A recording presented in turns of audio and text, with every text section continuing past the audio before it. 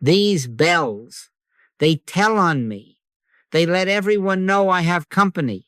So let us use the time well, because what we are about to consider is the most difficult simplicity you will ever face. Not difficult because of complication. No, it is painfully simple to say, but difficult because we insist on doing something, saying something, improving something. And this lesson permits no such comfort. This is the simplicity. Christ as you, not to you. Christ as them, not to them. And yes, I know what you will think of me when you try to practice it. Hear the hook and do not forget it when the test comes at 3 a.m.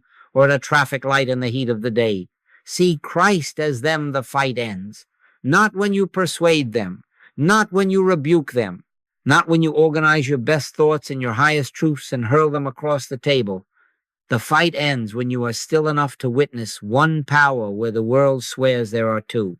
We will not be doing faith healing, faith in a God somewhere. Faith in a promise read hurriedly because the hurt stings. Yes, that sometimes gets a little result, 5% perhaps, sometimes none. And when it does, it leaves the root untouched, so it sprouts again in another corner. We will not be doing mental healing either. Mental healing organizes words, assembles beautiful affirmations, and then bangs on your brother's mind with them. You are spiritual, you are perfect, you are loving, and while you are doing that, look closely. The very treatment makes a second power out of the one you are trying to erase. That is the arm of flesh, and it is nothingness. Spiritual healing is another order altogether. Spiritual healing is done without words and without thoughts. Don't believe me? Test me. Sit there tonight and try to fix someone with an idea. See what it does to your own breath, your own face. Then, in the same chair, be still and wait until it takes place. And notice the inner witness that appears when no argument is left. Then you will know. We are going to shift the preposition so that your entire life pivots on it. Not God to them or for them, God as them. This is my beloved Son, in whom I am well pleased. Hear ye him. Do you think that was said of one holy man on one mountain? I ask you to hear it for the clerk who overcharges you, and for the parent who forgot you, and for the stranger whose politics insult you. Hear it silently, not as an improvement project, but as recognition. If I come to you with a hurt and you go into motion to change me, you have already confessed the second power, and there is your barrier. The moment you see God as my identity, without trying to push God into me, the current of conflict is severed at the switch. Now, I will tell you frankly, I have no interest whatsoever in the person and what they are coming to me for, because I know where the battle is never fought. The conflict is never in persons. It is in the belief in a second power, and you must lay the axe at that root or you will prune branches until your hands bleed. Paul called it the carnal mind, enmity against God. But do not make it something formidable. Do not create a God of evil to wrestle the God of good. Do not pit divine mind against mortal mind, for then you have two minds. Mortal mind is a term denoting nothingness. The second creation, the dust man and his troubles, that whole drama belongs to a dream. The moment you consent to only one power, you dissolve the stage upon which the quarrel performed itself. Be still and know that I am God. Do you hear the order in that? Be still first, know after. Our practice will not be a doing to another. It will be a consenting in ourselves. You will be tempted to speak. You will be tempted to craft a nobler sentence than the one they threw at you. You will be tempted to announce forgiveness with holy tones while your pulse beats war. Do not do it. Stand porter at the door of thought and let no two-power claims enter. Neither do I condemn thee. Is not an award you extend when you win an argument. It is the state of consciousness in which no accuser appears. not even dressed in religious clothing. Let me put it as plainly as I dare. Nothing needs to be done to a person for peace to appear.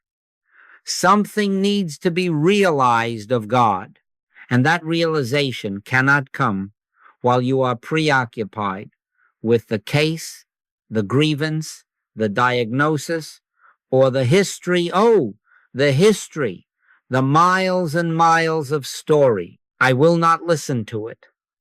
Nobody can be on my telephone over 3 minutes, not because I am rude, but because I must get back into silence where the only remedy lives. When the inner hush comes, when the sense of presence says, without words, I am here, then watch the scenery shift of its own accord. I will give you a small incident, not that you may copy it, but that you may see the principle at work. A man wrote me about his neighbor, years of razor-wire words across a fence, lawsuits threatened, sleepless nights preparing speeches for the next offense. He wanted counsel to answer, to protect, to prevail. I had nothing in mind of neighbor or fence. I turned within. If I be lifted up, I will draw all men unto me. I waited until the lift came. No words, no thoughts, only the quiet that says, this is my beloved son. 2 days later, he wrote again, bewildered. The neighbor had come with a bag of oranges and an apology. The city removed the fence for a new utility run. The lawsuit talk evaporated as if it had never been. Now understand me. I did not treat a neighbor. I did not make a nice man out of a bad one. The only thing that occurred was the dissolution of a two-power picture in one consciousness. You will ask, but what of injustice? What of harm? I do not say condone or collude. We will speak of the firm lines love draws. For now I say this, begin where reality begins. One power, one sun, one life appearing as all.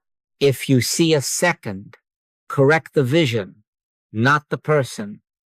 The light shineth in darkness, and the darkness comprehended it not. Do not wrestle the darkness. Shine. How? Be still until it takes place. So we enter this hour with a vow of simplicity. We will not decorate our prayer with adjectives. We will not send thoughts like arrows. We will sit and in the silence watch the one identity appear as the very one before us and as the one called I within us, no gap, no bridge to cross. Christ as you, not to you. Christ as them, not to them. If you will make this your first and last stance, the fight ends, not by your victory, but because there is no opponent left in the light of one. And that is where our work begins. Now we must do the unlovely work, unlovely to the human mind, that is, of taking the whole picture by the neck and forcing it to say its name. When you see an offender and a victim, when the blood rises and the tongue gets that itch to explain, you are beholding not persons, but a playbill from the 2nd chapter of Genesis, the false creation, the dust man, and his drama parading as reality. Paul called it the carnal mind, and then he did not dignify it. He wrote that it is enmity against God, yet he never once made it something to fight with God. The moment you have a God and an enemy of God, you have two powers, and there is the lie.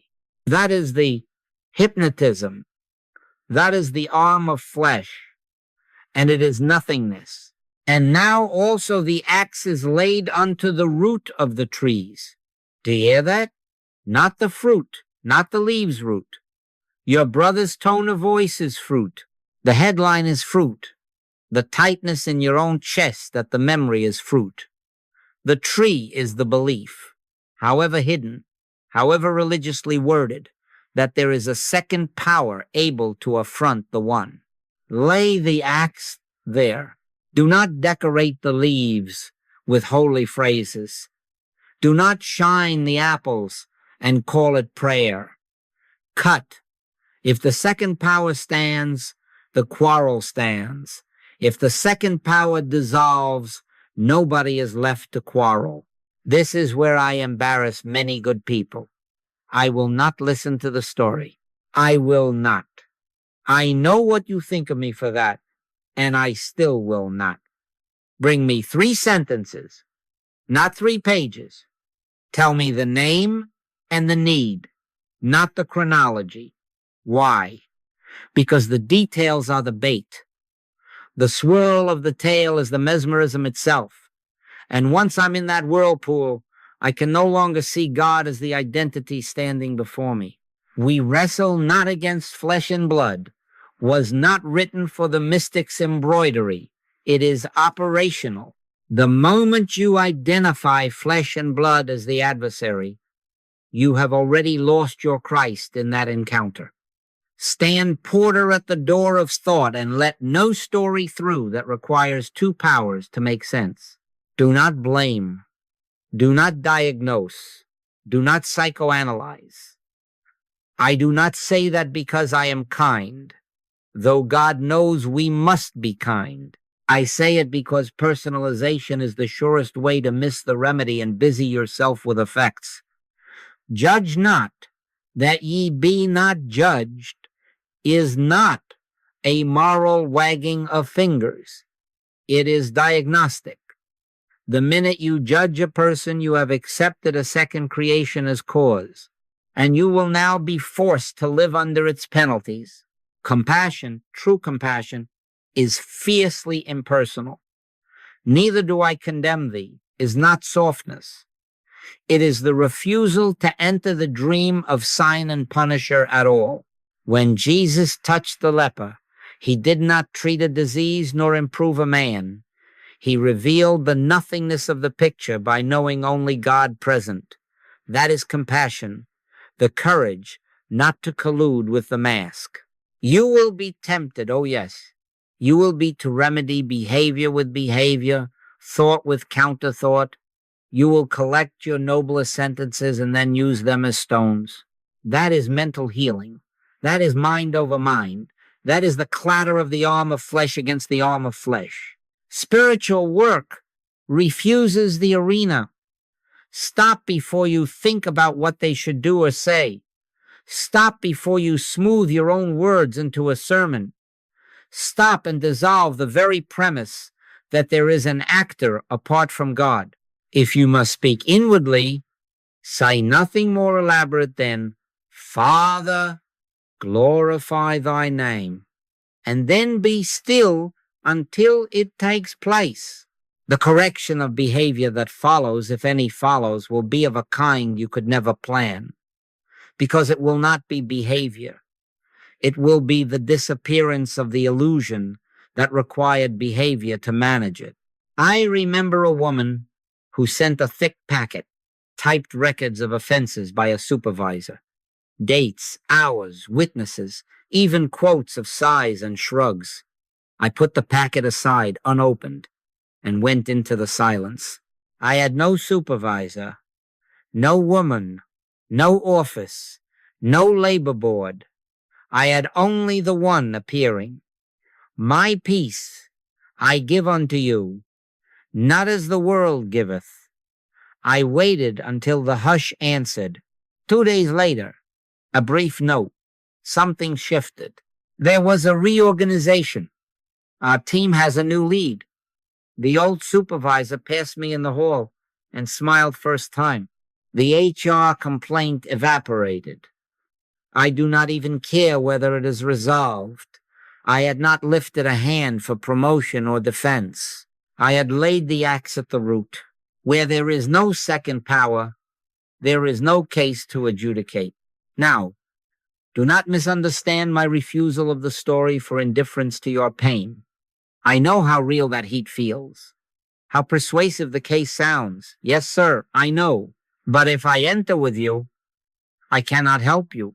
If I stay in one power, I can meet you where you are not suffering and you will feel relief because the hypnotism will lose its audience. This is the discipline that looks like hardness and is, in truth, mercy.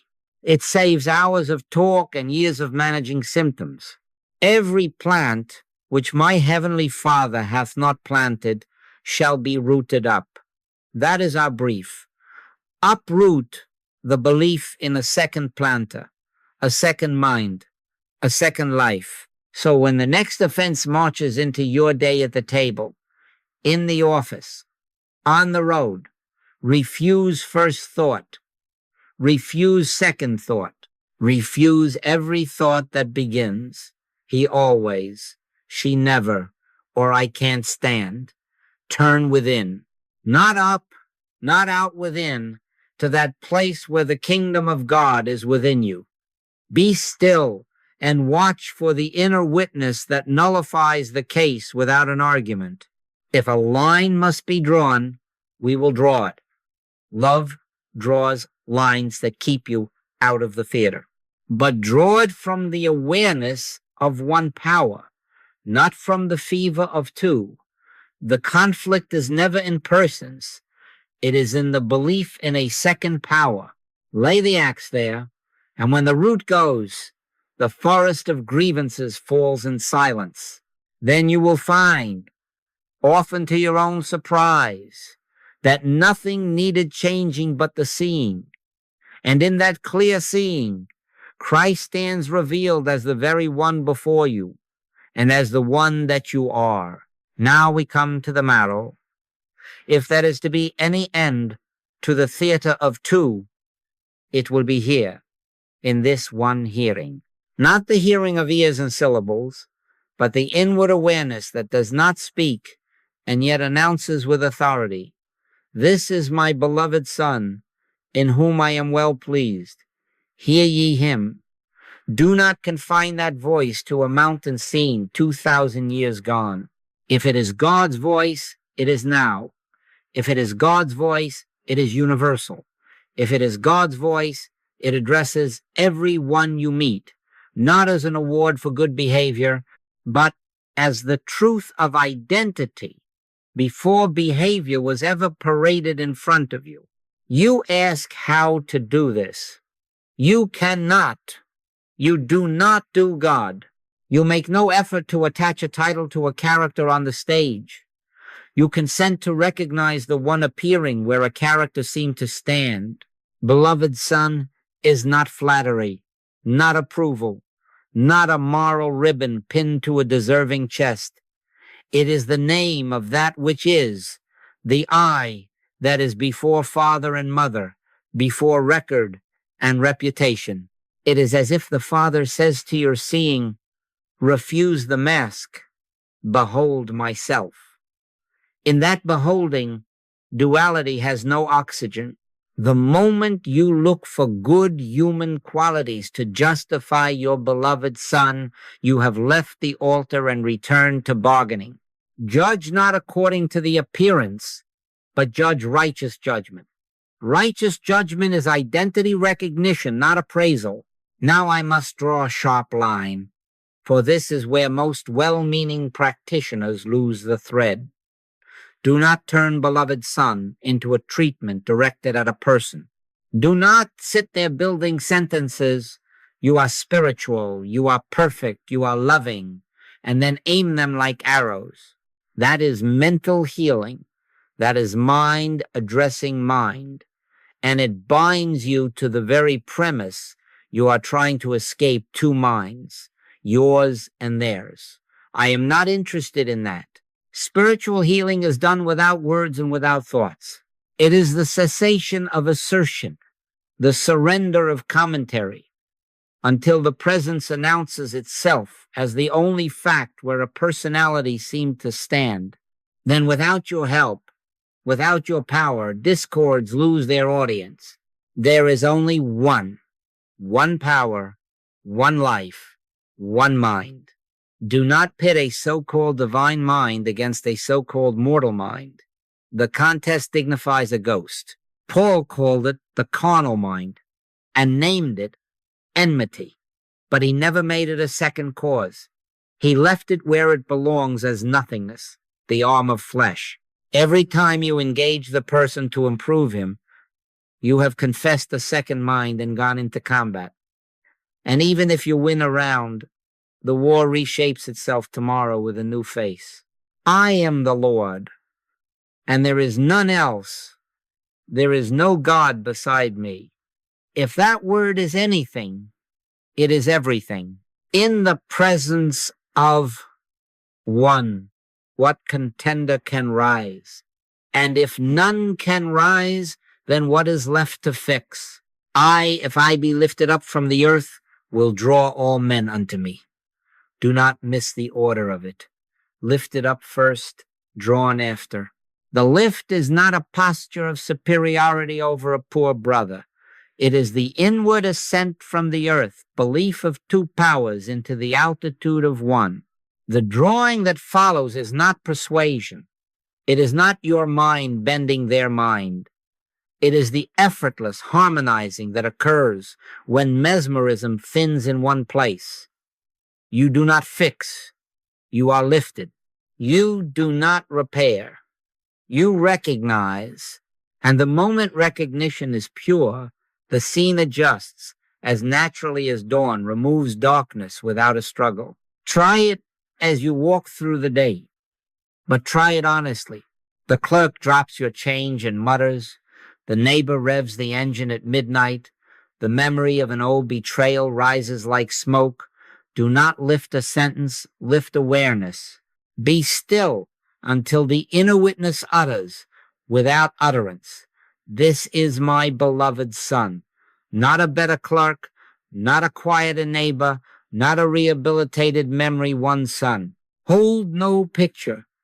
Make no God out of your hope. Just wait until the hush says, "I am." You will know it.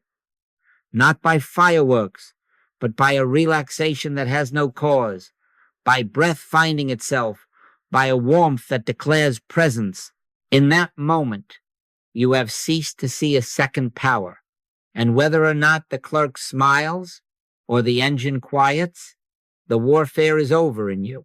Watch, then often the outer scene will surprise you. But even if it does not, the root is gone.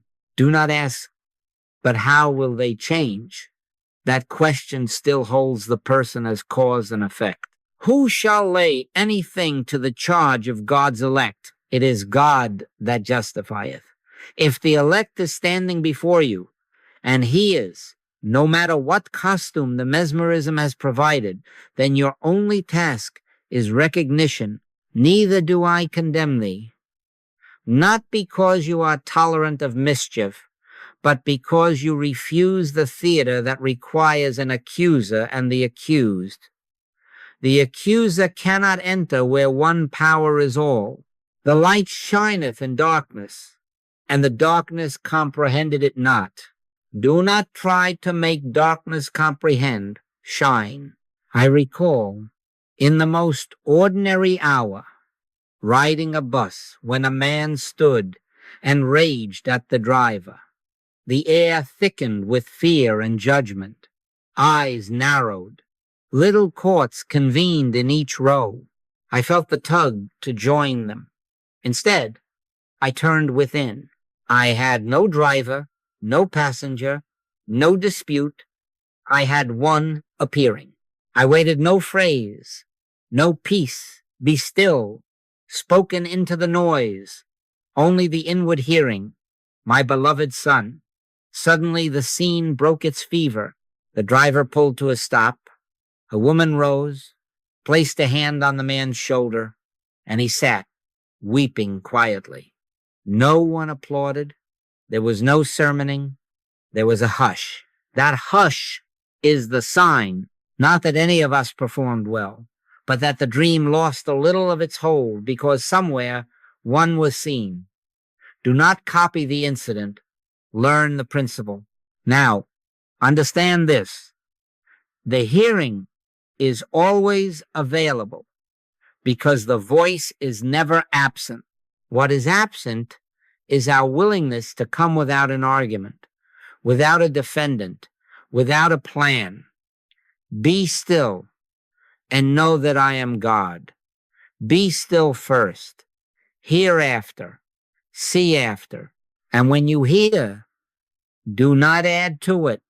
Do not garnish the beloved with virtues or with conditions. Let the sun be the sun. Let one be one. Then you will discover that recognition of sonship is itself the end of duality.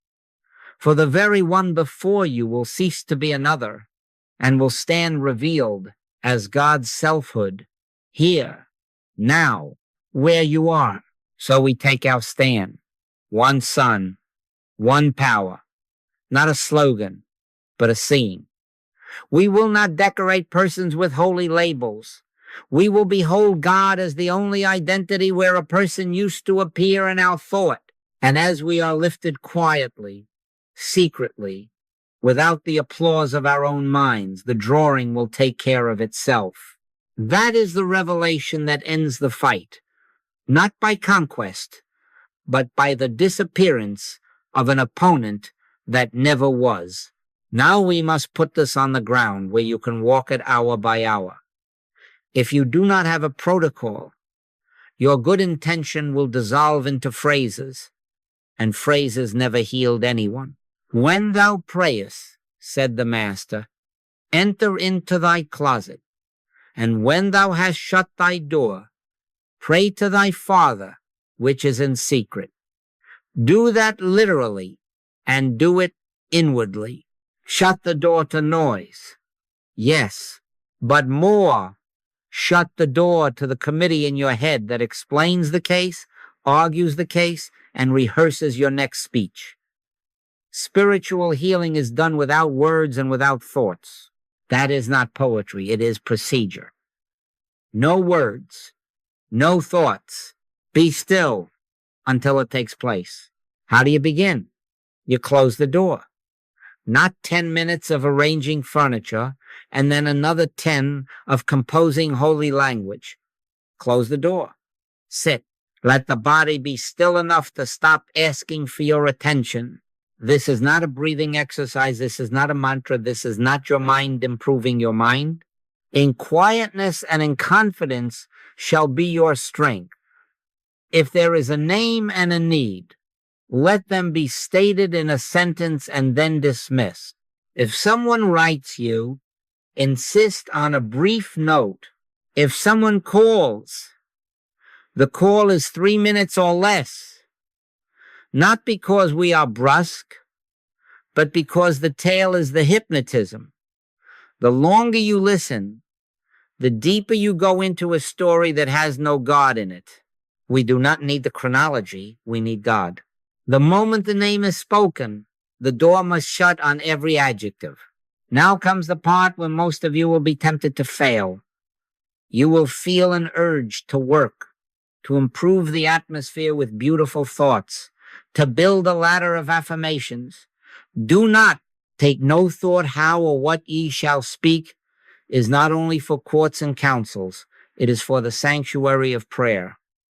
Take no thought, none, of how to make good come out of this picture.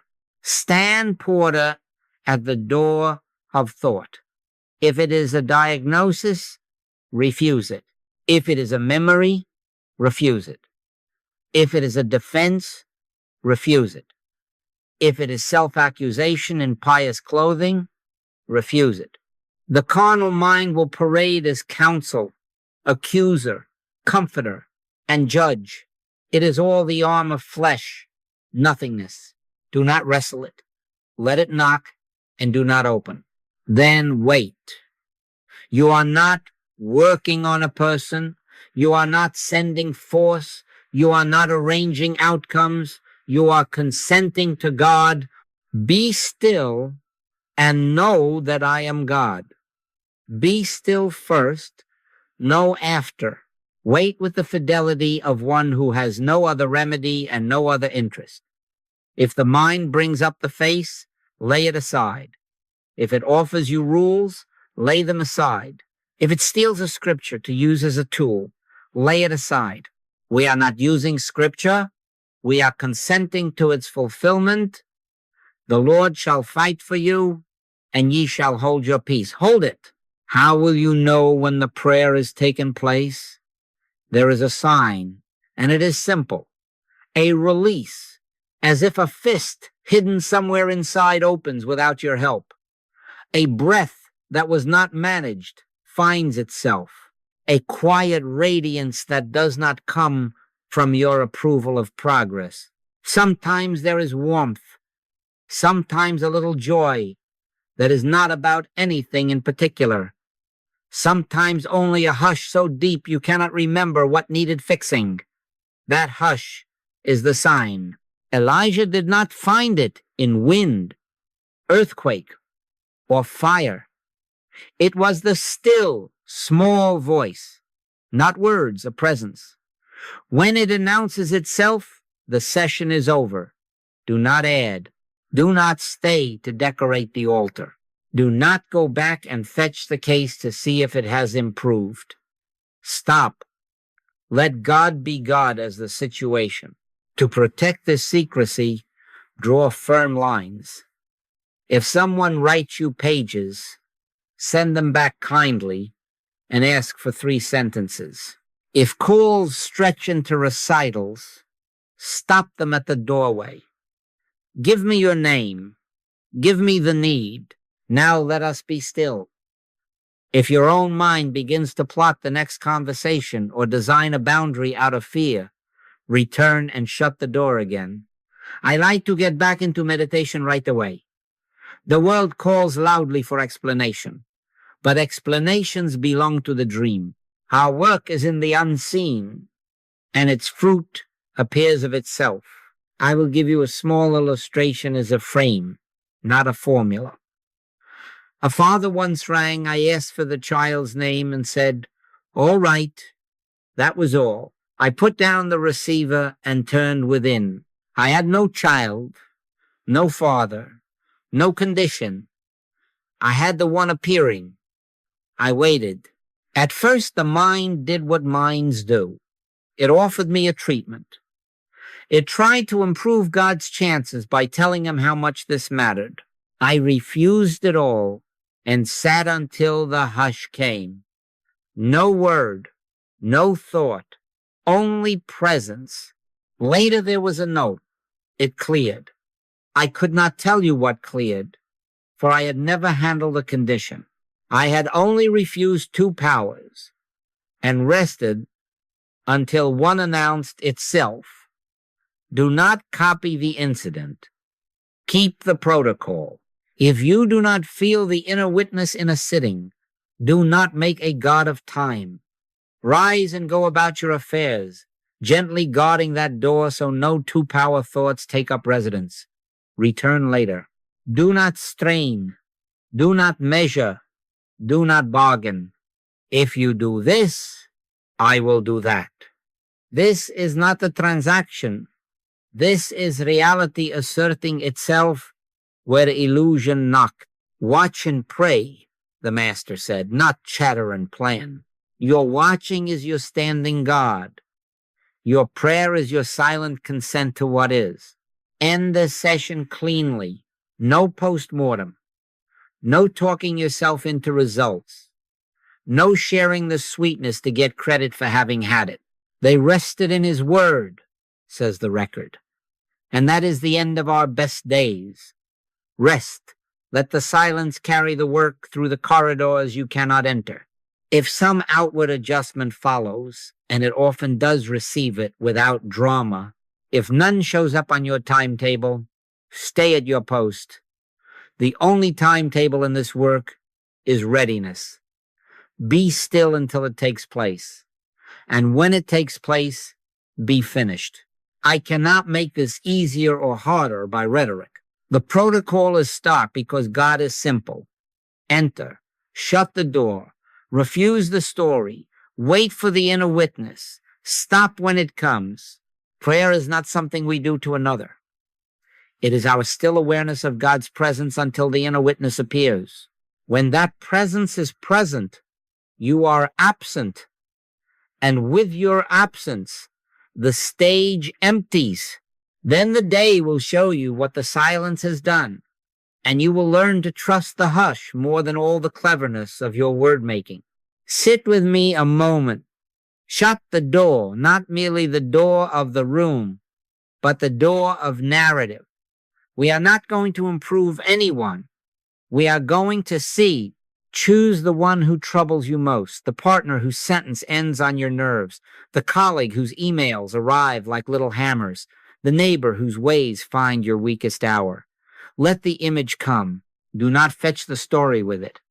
Do not decorate the picture with dates or with eloquent injury.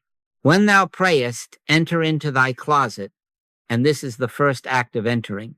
Refuse the parade. Let only the face stand silently before the altar of your awareness. Now, before anything else, lay the axe at the root. Label, calmly and without heat, every offense and every defense that springs up as what it is. Universal mesmerism. Not your mesmerism or theirs. Universal hypnotism. The arm of flesh. Nothingness. We wrestle not against flesh and blood, and so we will not wrestle with this face. The tightness in your chest is fruit. The remark last Tuesday is fruit. The entire docket of grievances is fruit. The tree is the belief in a second power, a second cause, a second mind. Say it quietly within, not person suggestion, not cause appearance. And then put the axe there. Cut the root, not the leaves. Now listen, not with ears. Inwardly hear what has always been spoken but seldom heeded. This is my beloved Son, in whom I am well pleased. Hear ye him. Do not make a ceremony of it. Do not aim it at them as a treatment or a wish. Hear it as them. The words are not about, they are as. If any protest rises, but look at what was done, look at what was said, let it pass by like a beggar at the door. We are judging not according to the appearance, but judging righteous judgment. Righteous judgment is identity, recognition. The beloved is not a reward for goodness. The beloved is what is behind every mask. Consent to that and hold still. Stand porter at the door of thought. You will discover the mind assembling a courtroom, complete with witnesses, exhibits, and speeches. Close the court. No counter-arguments. No self-defense. No compositions of noble forgiveness. Take no thought how or what you shall speak, not to them, not to yourself. If you need a rail to hold while the wind passes, let it be only this: Christ as you. Not many words, not clever ones. Christ as you. Each time a thought tries to embroider it, Christ as you because you are finely behaving, cut the thread. Christ as you. Do not strain to love. Do not strain to feel. Love is not made by our heat. It is revealed when the fog lifts a little. Wait now. Not long, not short, without time. Be still and know that I am God. Be still first, knowing follows. Keep the face before you and keep the phrase behind it. Christ as you. If the mind tries to import scripture as a tool, smile and let even that go. We are not using scripture. We are consenting to its fulfillment. If memory sticks a pin where it hurts the most, do not remove the pin and do not examine it. Look through it, past it, into the clear medium where one lives his own life. Christ as you. Slowly, silently, the air thins. You will notice a softening that is not your doing. A smile that appears somewhere under the breastbone without a joke to justify it, a loosening in the jaw or the hands. Sometimes there is a warmth without a cause. Sometimes there is a breath that arrives as a gift That is the sign. Elijah called it a still, small voice. It is not a phrase, it is presence. When the hush comes, do not add. Stop. The prayer has occurred. You will say, but what if nothing changes out there? Be careful. Out there is the stage of the Adam dream, the second chapter pageant. When the root is cut, the forest does not hold. Often you will leave the chair and find that the same person meets you on the stair with a different weather about them, or you find your own tongue cannot manufacture its old speech, or you discover there is no meeting to have because there is no case to carry into it.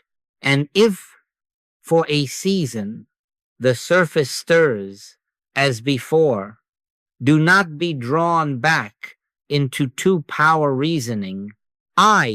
If I be lifted up from the earth, will draw all men unto me. Lift first, drawing follows. The lifting is this: Christ as you, as me, as all. Understand? This is not toleration of abuse. It is not a saintly endurance that leaves you in the theater. Love draws lines when lines are needed, yes, but not out of fear, not out of accusation. The line drawn from one power is clean. It does not punish. It does not preach. It simply refuses to enter the dream. If a word must be spoken, it will be given you in that same hour, and it will be without edge because it will not be yours. More often, no word will be needed because the climate has changed where it matters in consciousness. Let us do it once more simply. Bring the one, drop the story, name the mesmerism, and let it go. Here, as them, my beloved son, hold the rail, Christ as you. Be still until it takes place. When the inner smile appears and the breath finds you, end it. Do not check the dial of outcomes. They rested in his word. Rest. Let the silence complete in corridors you cannot walk. Practice this with the same one tomorrow, and the next day if needed. Not as repetition, but as fidelity. We are not polishing a coin. We are standing watch until there is no interest left in collecting offenses.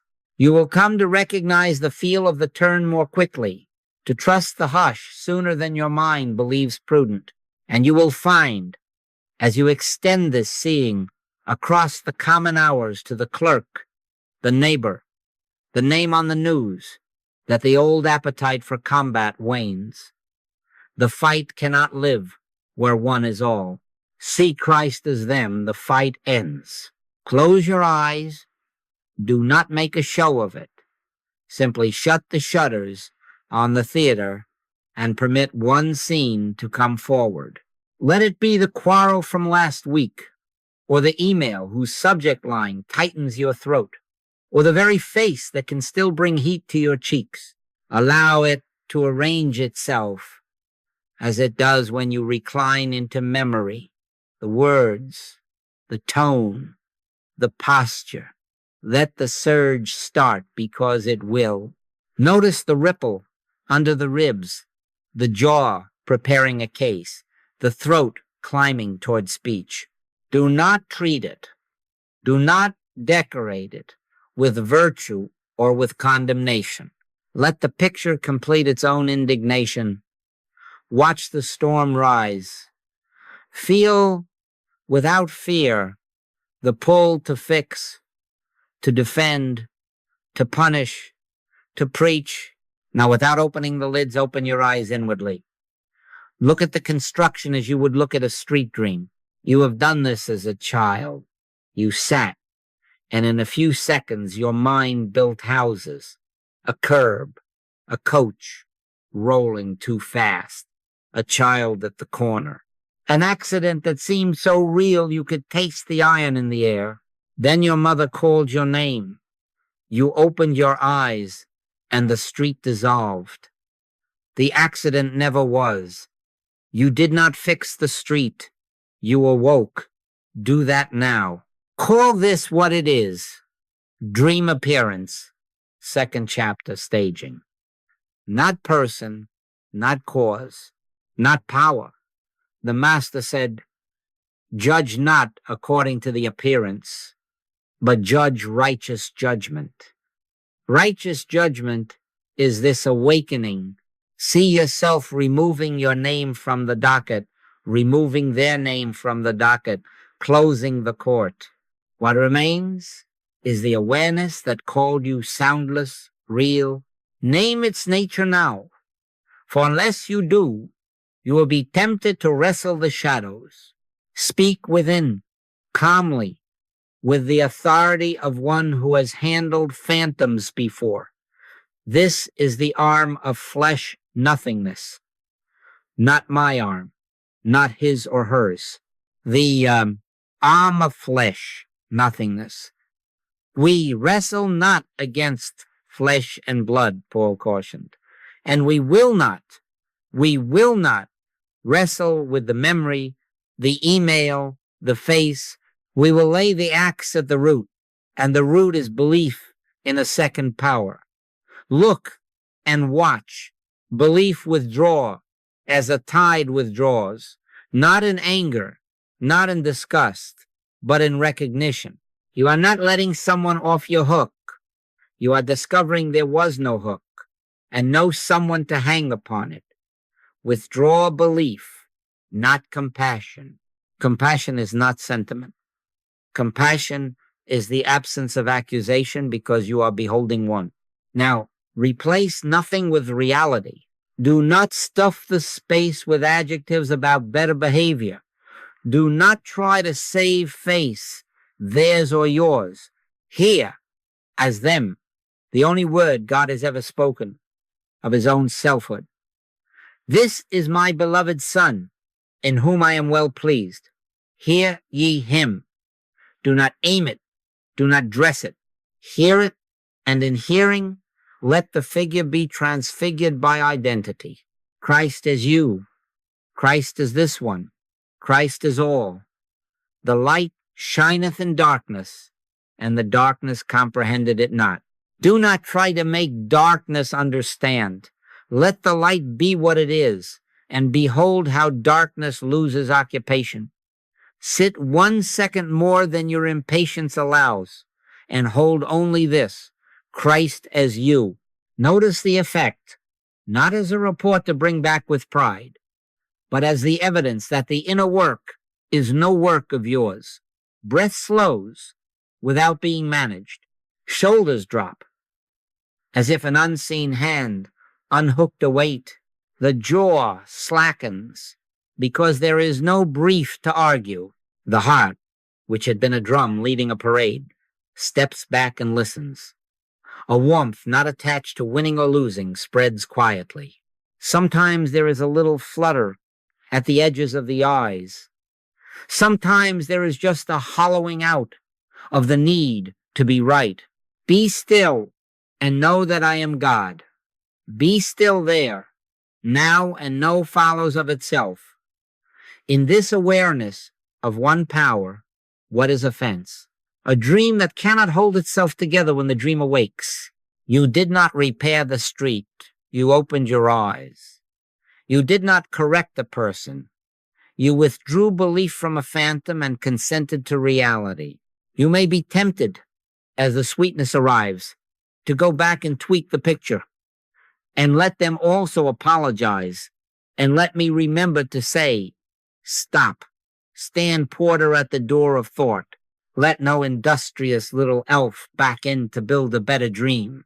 Take no thought how or what ye shall speak.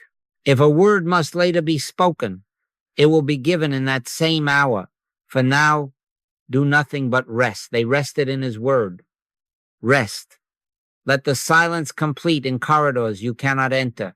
Open your eyes now, not to resume the case, but to walk as one who has been lifted. I, if I be lifted up from the earth, will draw all men unto me. Do not look quickly to the outer to see if it drew, like a child tugging a seed to make it sprout. The drawing follows law. Your lifting is this. the end of two powers in your sight. Walk into the same room, read the same email, pass the same neighbor, but do so with the inner brightness unannounced. Often you will find the scene already altered, a tone softened, a line rewritten, a meeting that never happens because there is nothing to discuss. And if, for a moment, the old weather returns, do not return with it.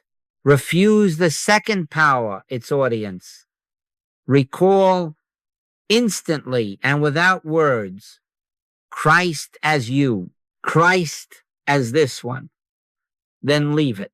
Practice this street dream, waking a dozen times in a day, if need be. Short, clean, faithful, close the lids. Let the picture build itself. Feel the surge. Wake from it. Name the nature arm of flesh nothingness. Replace the figure with the only identity. My beloved son, be still until the breath finds you. Open the eyes and walk on. That is all.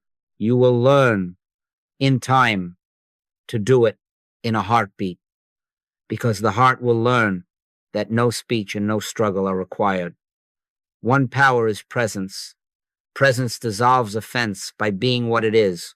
The dream cannot stand there, and you will discover that your world, bus and office and kitchen and the space behind your ribs has fewer courts, fewer trials, fewer sentences served, not because you grew more tolerant of mischief, but because you stopped dreaming two and consented to one appearing. Now we must face the most intimate layer of this work, and it will cost you something, not money, not time, but a life you have been taught to call me. If you keep meeting people from your personhood, you will keep meeting their personhood. And person meets person is the very theater of offense. The axe must go deeper than behavior. It must go to identity. Hear me now, and do not mistake this for philosophy. I am back here. I am the witness of the name, the age, the story. I was before the story, and I will be after the story has folded its little tent.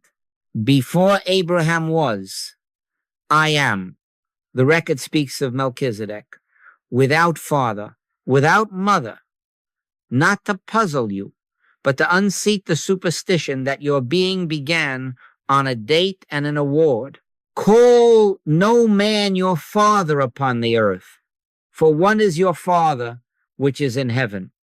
That one Father is the source of I, and the I that says I within you is the same I that says I within your neighbor. This is not poetry. Sit with that a moment, without commentary. I before father and mother. I without biography. Not heart, not brain, not temperament. All of those belong to the garment. I am the life that wears it. I and my Father are one. If you push this away as too lofty, you will spend your days improving a costume in a dream. If you consent to it, very quietly, the noise of the dream begins to fall away. You will discover a reversal that makes no sense to the world. You are not well because your world is well. Your world becomes orderly as you abide in I. You have been told to fix the rooms so the tenant will be happy. The gospel says, abide in the tenant and the rooms will arrange themselves. In him we live and move and have our being. You're not at peace because the meeting is pleasant. The meeting is found harmless because you rest as presence. You're not safe because the bank book says so. The bank book stops shouting because safety is not an amount but an identity. Thou wilt keep him in perfect peace, whose mind is stayed on thee. Stay there. and watch what cannot be arranged from the outside arrange itself. This is why the Master taught, "He that loseth his life for my sake shall find it." Paul said, "I die daily," not because he was morbid, but because he would not live out from the costume. Die to good humanhood as much as to bad. The polished coin spends in the same dream as the tarnished one. Do not bring me virtues and vices to organize. Bring me your consent to be nothing of yourself. I live, yet not I, but Christ liveth in me. That is identity reversal. We are not improving persons. We are awakening identity. The Adam story, 2nd chapter theatrics says, "You became a self when dust breathed." It is the false creation. The 1st chapter has no dust, no opposites, no two powers. There is only I, and I appears. That is the Son, the only begotten of the Father, full of grace and truth. When you enter a room as person, you come armored or needy, usually both, looking for cues to confirm your survival plan. When you enter a room as I before father and mother, there is nothing to defend and nothing to acquire. You do not become passive. You become available. Take no thought what ye shall say. Why? Because speech is given in that hour to the one who alone speaks. Don't you see what that does to reactivity? The tongue loses its hair trigger. The shoulders stop advertising dread.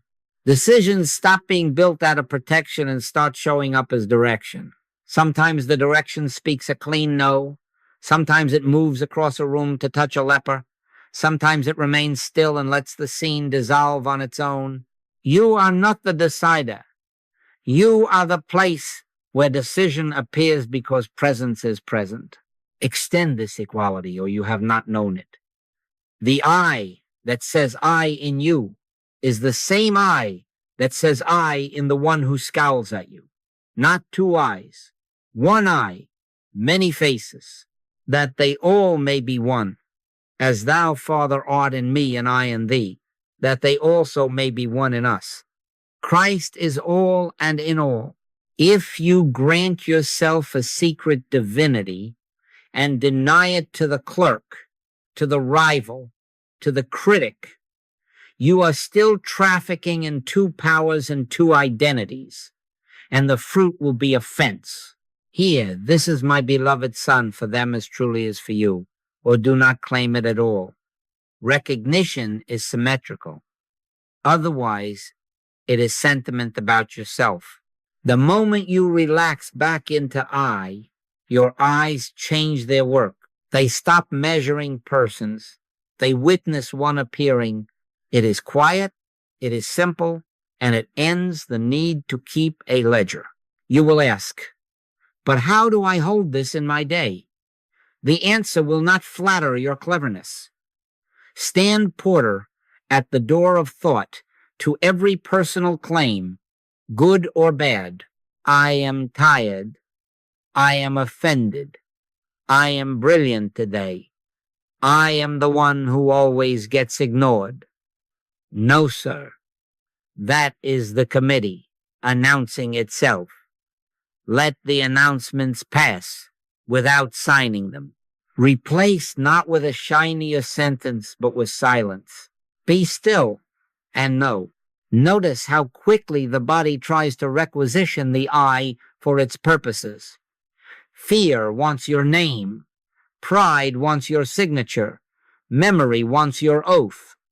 Withdraw it without a name to sign. The warrant cannot be served. Then go on with your task, quietly, and let fruit appear from I, not from pressure. Do not think this removes you from ordinary errands. On the contrary, it places you exactly where you are, bus, office, kitchen as altar. The fruit is practical and observable. Less reactivity because there is nothing left to protect. More availability because there is nothing left to sell. A speech that arrives when needed and does not arrive when not needed. A calendar that begins to arrange itself around obedience instead of anxiety. For as many as are led by the Spirit of God, they are the sons of God. Led, do you see? Not pushed by fear, not dragged by habit, led. And if, in some hour, the old weather blows across the feeling of being a little child looking for approval, or a seasoned warrior looking for an enemy, lay the axe at the root instantly. Not father, not mother, not past, not projection, hypnotism. Arm of flesh, nothingness. Return to I before it all. I came forth from the Father and am come into the world. Again, I leave the world and go to the Father. Let that arc describe your day over and over in little motions no one sees. Come forth, appear, withdraw into I. There you will find the only meeting worth having, because there you are not meeting people from personhood at all. You are beholding the one up, and in that beholding, conflict has nothing to feed on, and peace is not a pact, but the nature of God recognized as what you are and as what stands before you. Now, because you have begun to live from I, and to see Christ as the one before you, there must be a housekeeping of consciousness that is not glamorous, but absolutely necessary. Love is not a weak thing. Love is a strong thing. And it draws lines quietly, cleanly, without complaint, so that we are kept in one power awareness and not dragged back into the theater of the dream. This is spiritual hygiene. Stand porter at the door of thought before you ever stand porter at the door of the tongue. And then, when you move among people, stand porter at the door of conversation. It is not unkind. It is the only kindness I know that does not collude with suffering. Let me make it very practical. Gossip and grievance rehearsals are the smoke of two-power thinking. They promise relief, but sell you back into the marketplace. Refuse them, not with moral superiority, God save us from that, but with brevity.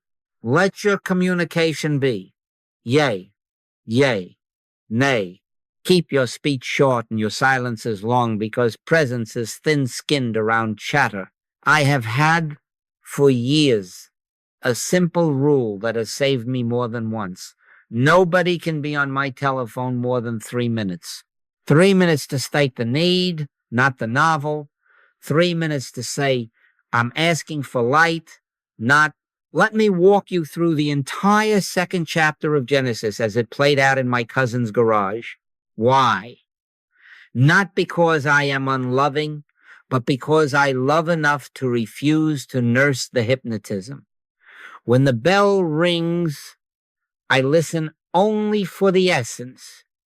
Then I return to silence, to stillness, to the only agency there is.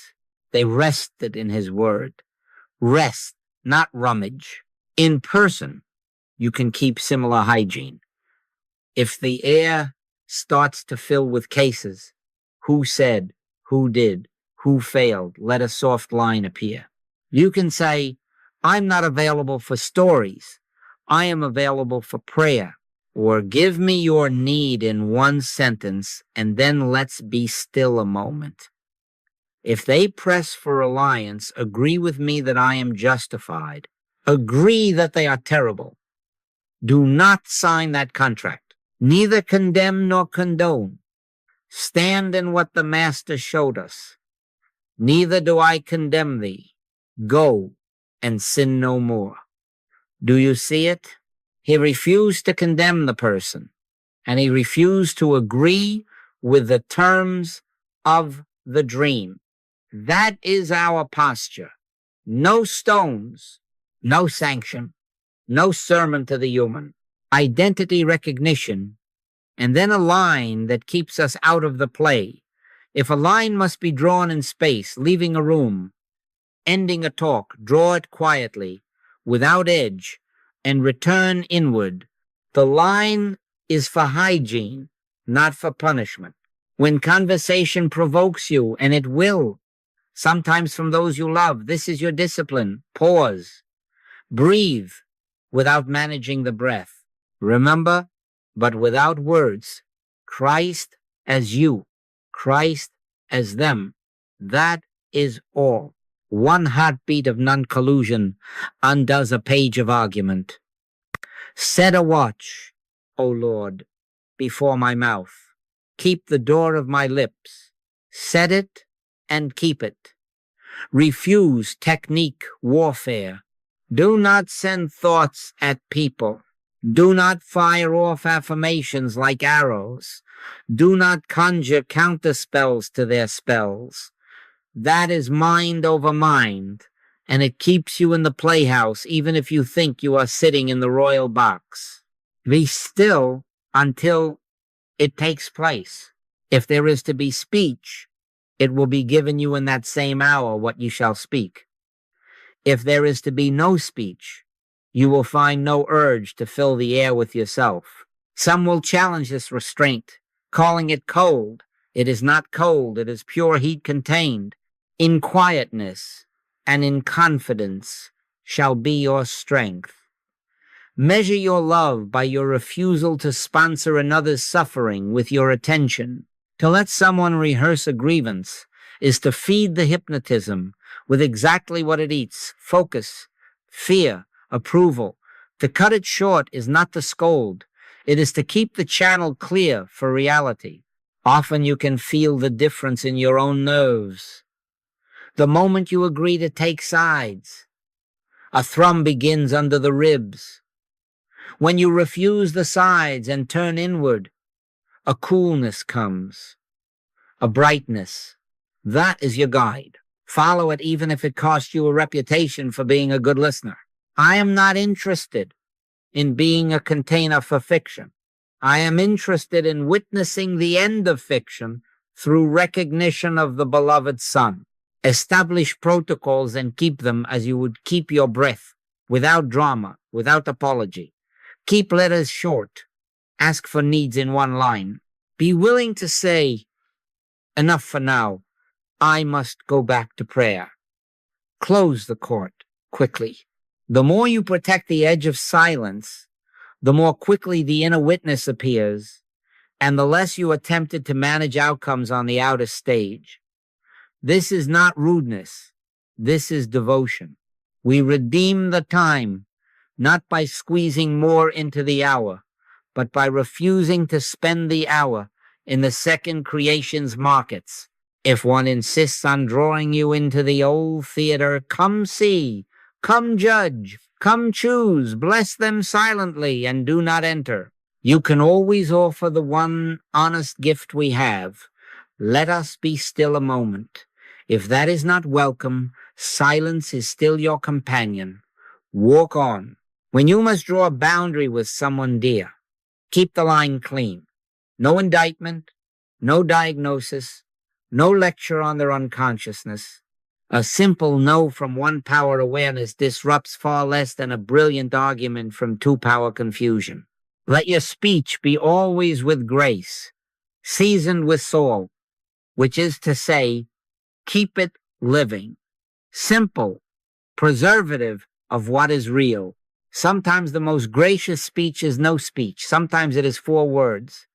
I love you, no. And then back to the closet. Close the door. Turn again to the rail. Christ as you, here as them, my beloved Son. Be still until it takes place. This is compassion without collusion. This is love that will not sponsor the dream's budget. It closes leaks in our hours. So presence is not diluted by talk, by sympathy that agrees to chains, by cleverness that keeps us in the game. It is discipline, yes, but light grows in such discipline. And as you learn to keep the lines firm and the silence is honest, you will find that you are more available, not less. Your no opens a truer yes. Your brevity draws people past complaint into the place where God is recognized as all. That is the only place worth meeting, and it is the only place where offense cannot breathe. Now let us speak plainly of what follows when you do this, not as a promise to the human mind, not as bait, but as witness. Spiritual healing is done without words and without thoughts. That has been the stumbling stone all along. You want to do something to someone, say something at someone, shine something on someone. No, our work is to lay the axe at the root of hypnotism, the belief in a second power, and to be still until it takes place. Not by might, nor by power, but by my spirit, saith the Lord. When we consent to that, relations thaw, apologies arrive, rooms rearrange themselves, and nobody can honestly say who did it because no one did. Spirit was recognized, and that recognition accomplished what no speech could. I have watched this too often to argue with it. A woman wrote me a single line, "Good hygiene, there is coldness with my sister. I ask for light." I read it, closed my eyes, and did not think about a sister, did not rehearse a history, did not choose a side. Arm of flesh, nothingness. Christ as you, Christ as the one called sister. Then nothing. Quiet, a small release, like a hooked garment slipping free. I returned to my task. 2 days later, a second line. We bumped into each other at the grocer. She reached first. We laughed. No talk of the past. Do you see it? No speeches. No tribunal. He sent his word and healed them. In this way, the word is not a sentence. It is presence, recognized as the only life of both. And presence, being one, cannot maintain a quarrel with itself. Another time, a man in a narrow office, paper, pressure, a supervisor he dreaded comes to mind because I rarely felt so little wind-up before a change. He called, was on the line, 2 minutes. I am afraid of losing my position. And I cut it short with love. Enough. Let me be still. I turned from the phone, and there was no treatment in the sense you understand treatment, no affirming, no denying, just the hush and the knowing. I, one, appearing, arm of flesh, nothingness. Nothing to fear because no second power exists. That afternoon he wrote, almost embarrassed. This is odd. He called me in and apologized for his tone. Said, I woke up uneasy and realized I'd been hard on you. Let's reset. I said nothing. What took place? I, if I be lifted up from the earth, will draw all men unto me. The drawing was not to a person. It was to the one awareness where there is no contest to prosecute. Often the release arrives when you are not particularly holy, not arrayed in candles and quotations, perhaps between the sink and the back door. If you have been faithful to the stillness even for a moment, even once in the night, the issue may dissolve by morning in corridors you never enter. I recall sitting down with a cup of coffee after such a night when a letter arrived from a man who had been stiff and formal with me for years. He began, I don't know why I'm writing you, and then proceeded to soften over 3 paragraphs until the entire edge that had cut between us was gone. I knew why he was writing, not because I addressed him, but because the sense of 2 powers had been refused where I sat, and in that refusal, the world that was hanging on my belief let go of its own accord. They rested in his word. Rest and watch. Now I must keep you honest, or the mind will turn this into a new technique to get its toys. Not every outer scene changes at once.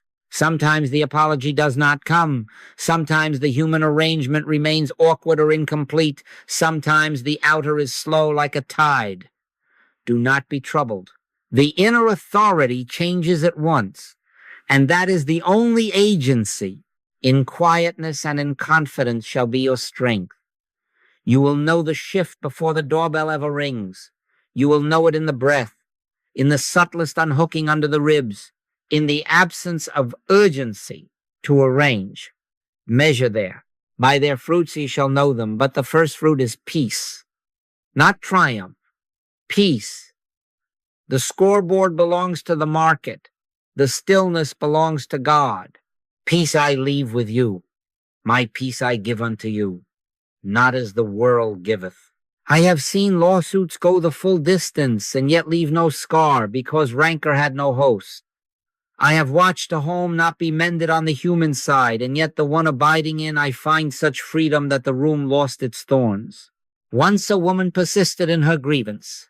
No thaw came, not that month. But the one who wrote me found that his jaw had dropped, his sleep returned, his mornings no longer blasted with imaginary dialogues. He spoke little, if at all, set a clean boundary, and there was no self-punishment in it. Weeks later, the call came. Not dramatic, not tearful, just a change of weather. I tell you this, so you will not mortgage your practice to outcomes. Stand still and see the salvation of the Lord. See, not make. Do not misunderstand. We do not make a faith of passivity. We make a practice of purity, which is different.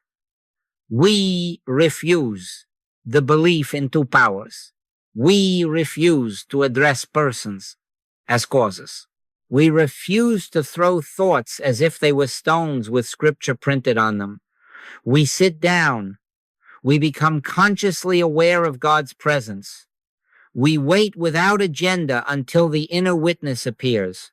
Then, and only then, if a word is to be spoken, it shall be given you in that same hour what ye shall speak. Otherwise, silence speaks enough. It always does. So let the mind rest from its campaigns. Commit thy way unto the Lord. Trust also in him, and he shall bring it to pass. Your part is consent. God's part is God. When the next case presents itself, a frost in the voice, a door half shut, a letter you fear to open, do as you have been taught. Lay the axe at the root. Name the arm of flesh nothingness. Hear, my beloved son, for both before any words attempt to be born. Be still and wait until it takes place. Then look not to the outer to check results as a child digs up the seed. Walk on. The pattern will reveal itself soon enough. Relations thaw, apologies arrive, situations reorganize, often while you are thinking of something else. And on the days when no outward sign appears, the sign within does. Breath, rest, a steadiness that does not flinch when the bell rings. That is the witness of spirit, and that is all the evidence I need. Now we must make this ordinary, or else it remains an hour's brightness and a week's relapse. Daily vigil, standing porter in a world of offense. Not dramatic, not heroic, steady. Watch and pray, said the Master. And he did not add, when you have leisure. He meant, watch. This is how. In the morning, before you borrow the world's weather, be still. Do not take a temperature of your mood. Do not read a letter to get yourself upset enough to pray. Sit. Close the door. 2 minutes, if that is all you have. 10 if that appears. But real minutes, not decorated minutes. Be still and know that I am God. Do not think about God. Do not think about you. Let the knowing announce itself. If no announcement comes, remain. The announcement is often quieter than thought can hear.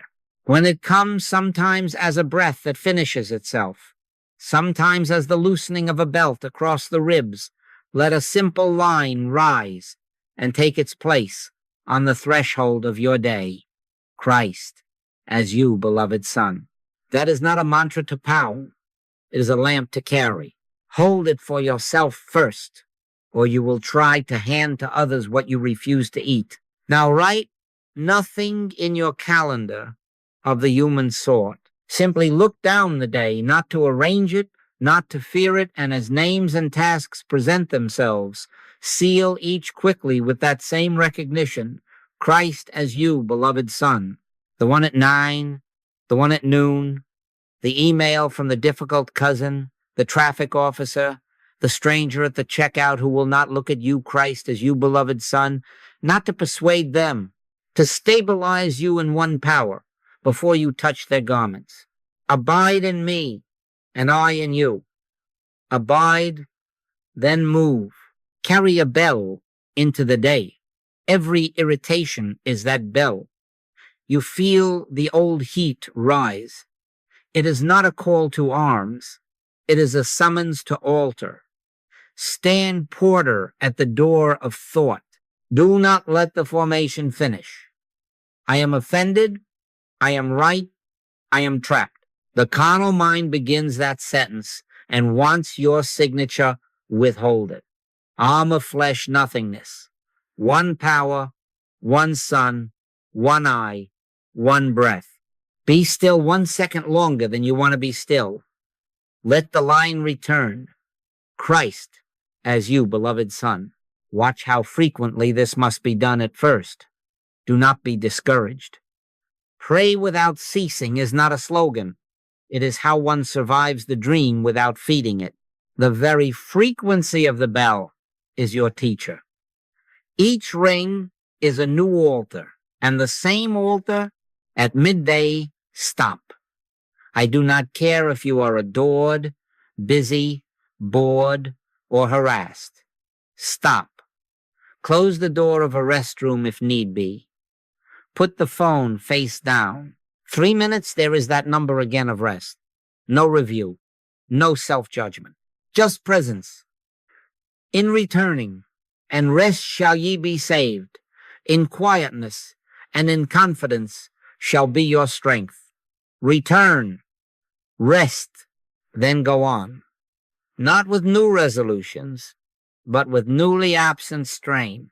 If an apology is to be made, it will be given to you to make. If a boundary is to be drawn, it will be drawn with no edge. If nothing is to be done, you will feel no compulsion to invent a doing. You will not be excused from public life to practice this. You will be sent into it. Headlines will pound their drums. The market will cheer and groan. Politic will parade its opposites and sell you a seat if you are not careful. Refuse two-power narratives. Refuse them not by denial of facts, but by denial of causation in persons. Judge not according to the appearance, but judge righteous judgment. The appearance is always two powers. Righteous judgment is one appearing. So when you read, see Christ as all sides, or close the page until you can. If you cannot read without taking sides, reduce your intake until you can. It is not ignorance. It is hygiene. When the commentator provokes, hear, Father, forgive them, for they know not what they do. Not as pity for a person, but as the truth about hypnotism itself. It knows not what it does because there is no mind in it. Then, if you are to act, vote, write, stand with the least of these, act from one power awareness or do not act. The fruit will not be rancor. The fruit will be clean action without a campaign in it. At work, let every meeting be prefaced by the inward bow.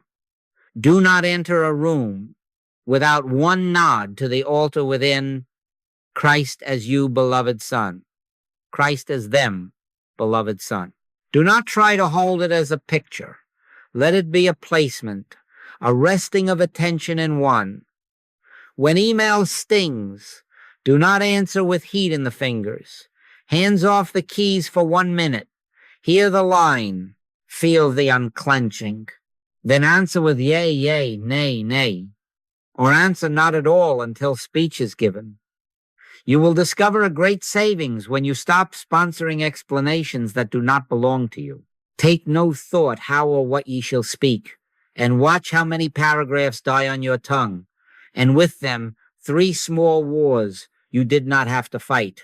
At home, before you correct the child, bow.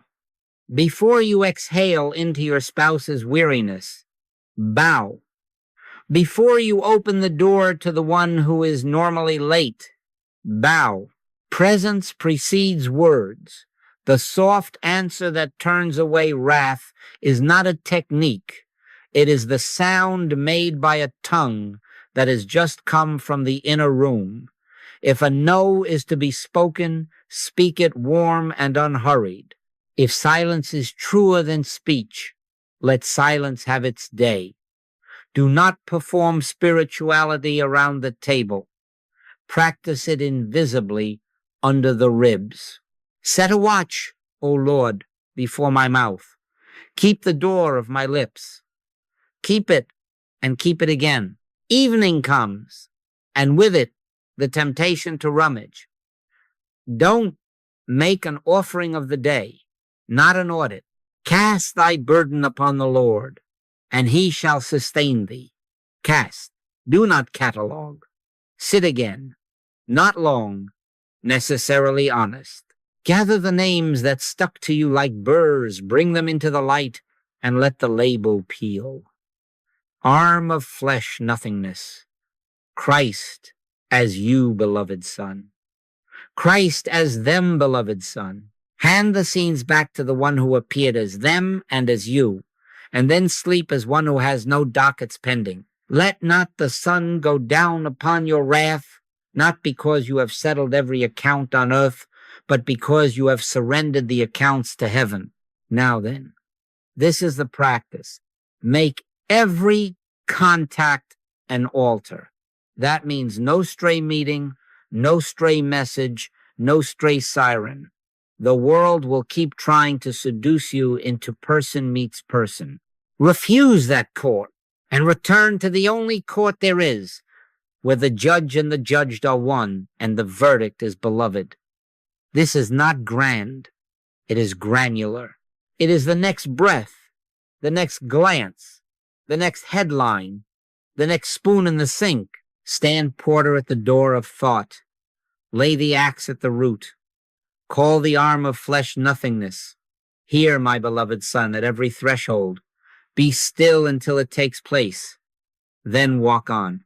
When you do, you will discover that offense has fewer doors to enter because you keep them shut upon it, and more doors to leave by because you keep them open to love.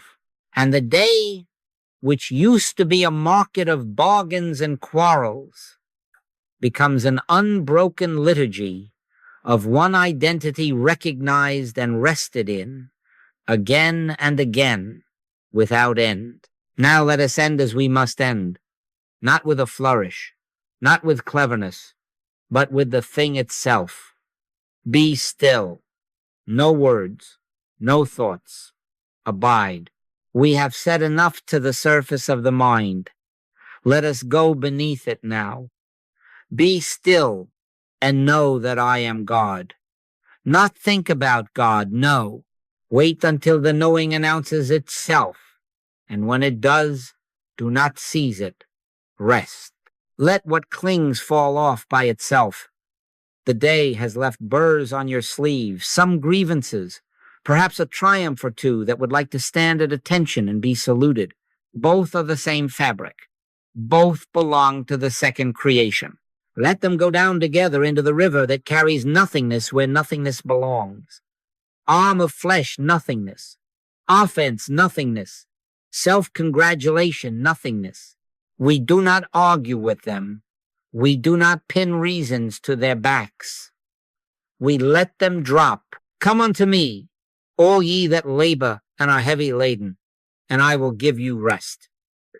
We come now with neither insult nor meddle. Now in this quiet, Let a single light be set on the altar within. One power, one life, one mind, one sun. Not many suns trying to be good. One sun appearing as all. Here within, as if it were spoken over the Jordan and over your own front step at once. This is my beloved Son, in whom I am well pleased. And do not make of that a poetry for yesterday. Let it be the simplest fact about the one you call you, and about the one you will meet at dawn, and about the one you could not forgive at noon. My beloved Son, my beloved Son, my beloved Son. Recognition, not manufacture. No strain. Now seal the vow, not theatrically, not with pressure, simply like writing your name. For the next day, no more promise than that. God is always now. I will let this recognition precede every meeting. Christ as you, beloved Son. Christ is the one before me, beloved Son. The mail carrier, the rival, the body that twitches and complains, the public voice on the screen, the face in the mirror. Before words, before a nod, before the smallest frown has time to shape itself, this will be said within, without sound, my beloved Son. If it is not honestly present, I will be still until it is given, and if it is not given, I will say nothing outward that could make a lie of the inner. Do you feel the temptation to take one more step, to secure it, to add an incantation, to bargain for a sign? Lay the axe at that root, not by might, nor by power, but by my Spirit, saith the Lord. Be still and wait until it takes place, and then stop. No extra stroke, no peeking to see if the fig tree has budded this minute. This is where the discipline has always been, to refuse the aftertouch of the human will. Commit thy way unto the Lord. Trust also in him, and he shall bring it to pass. He shall. We do not know how. We do not need to know when. We rest. Let the breath come of itself. Let the shoulders forget they were ever armor. Let the room be the room. In the hush, the old thunder of two powers seems to fade as if a radio had been turned off in a distant apartment. Do not go, turn it back on. If a thought returns with a complaint pinned to it, you know what to do now. You have done it all evening. Call it what it is. Hypnotism, the dream voice, the arm of flesh, and let it pass without your signature. Judge not according to the appearance, but judge righteous judgment. Righteous judgment is this: one power, one Son, one I, appearing as all. It may be given to you to whisper a scripture once more before we go, and if it is, let it be gentle, not a tool, but a raiment. My peace I give unto you, not as the world giveth, give I unto you. Let that peace settle where your need used to sit. If you find yourself remembering a face that has been hard to bear, do not dress it for court. Hold it in that same light and hear, without moving your lips, my beloved Son. If tears come, let them. If nothing comes, let that too be holy.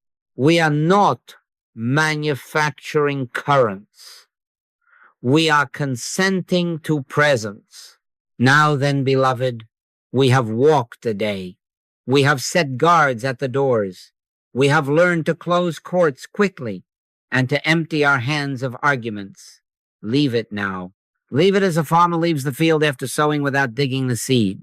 Leave it as the master left the tomb without explanation.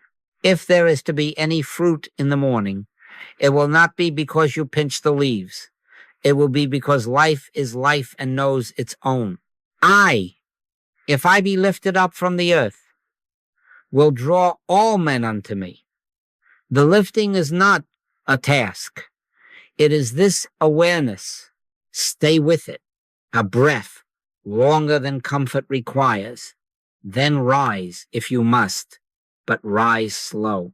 Before we part, take the smallest vow again, and let it be enough. Tomorrow, I meet each one as my beloved son. Where I forget, I will stop and remember. Where I cannot remember, I will be silent. Where I am moved to speak, it shall be given me in that same hour what I shall speak. Where nothing is given, nothing will be spoken. That is all. That is sufficient. And now, quietly, without a benediction that breaks the spell we did not cast, we let the evening finish itself. Stand still and see the salvation of the Lord. See, not make. They rested in his word. Let that be the last line of this hour and the first line of the next. Rest in one power and let God be God as you, as them, as all. Then walk out as if the world were already mended, and you will find, often to your surprise, that while you were not watching, it was,